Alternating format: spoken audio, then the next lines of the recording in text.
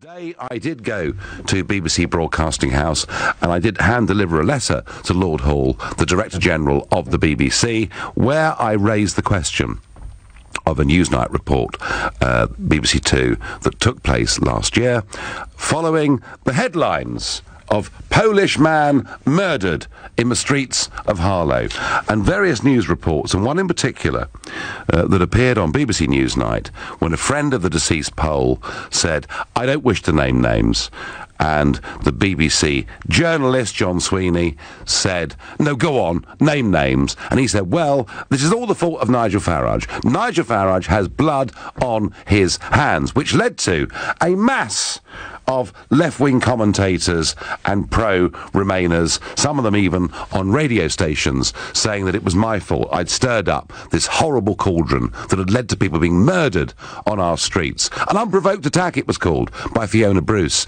In fact, Evan Davis on Newsnight said the man was beaten to death in the streets. And the truth of it, that came out of the court last week, is there were two drunk Polish men who abused a black guy. There was a brawl in the street. There was a punch. The guy cracked his head and tragically died. So none of the things that have been said, none of the abuse that I and many around me had to suffer were true. And do you know what I've had from the BBC since then? Nothing. So I'm asking for an apology, and I've written a piece for the Daily Telegraph. It's up there online. It'll be in print tomorrow. And I've said, I think quite reasonably, to the Director General of the BBC, you, the BBC, actually were deliberately stirring up division and hatred in this country. And I demand an apology. And I think that's the least I could ask for. There are many that advise me I ought to go to a defamation lawyer, but I want an apology. I've sent a copy of that to Ofcom. Not that that'll make much difference, I'm sure, but I want an apology. And if I don't get one, then I think I'll be compelled next year to feel, why should I pay the licence fee, given what these people have willfully done to me?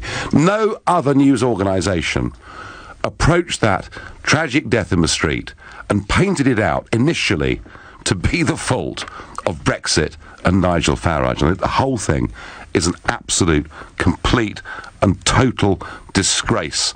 And I think the BBC need to start proving to people that actually they will be an impartial, sensible broadcaster. You didn't frankly have the balls to put country before party.